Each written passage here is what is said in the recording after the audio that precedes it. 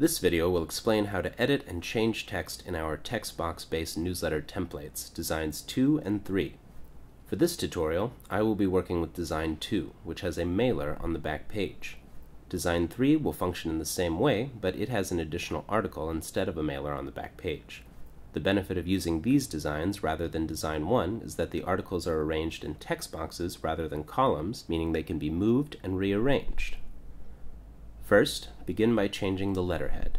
Just click and drag to highlight the text, then type in your new header. I'm going to type in AC Monthly News.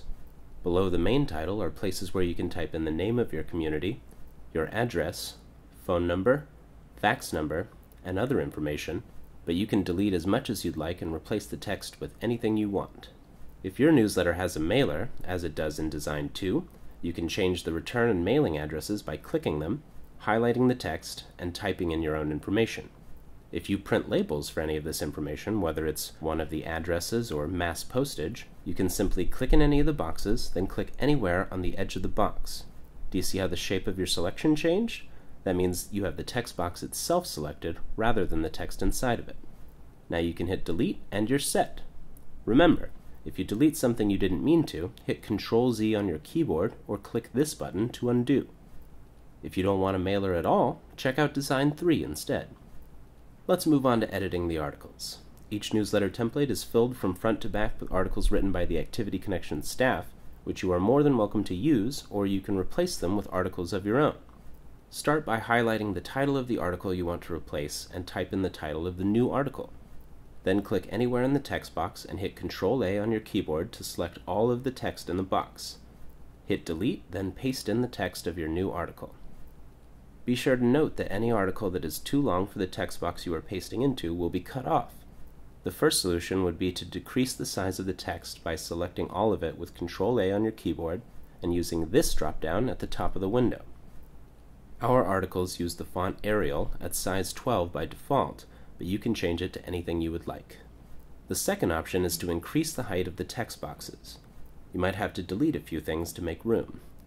The text boxes are divided into columns, so you can adjust their heights individually, but here we want to adjust all three at once, so I'm going to start by clicking in the text box and then hitting Ctrl-A to select all three boxes.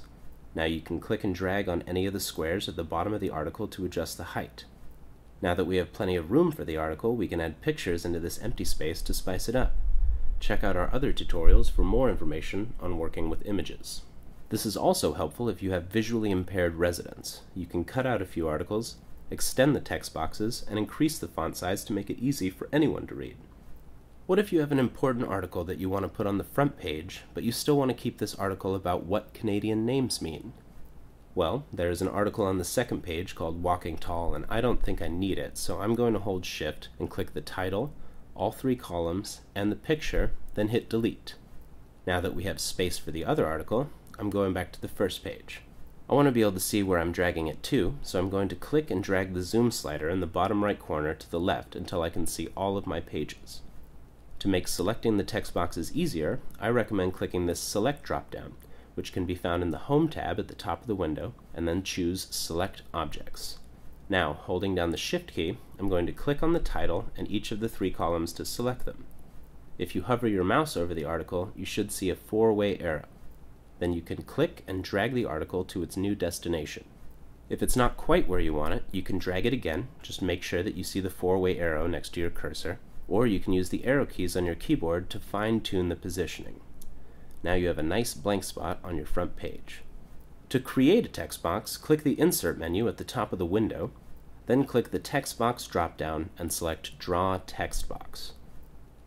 Then you can click and drag out a text box wherever you would like. Now you can paste in text and edit it like any of the other text boxes.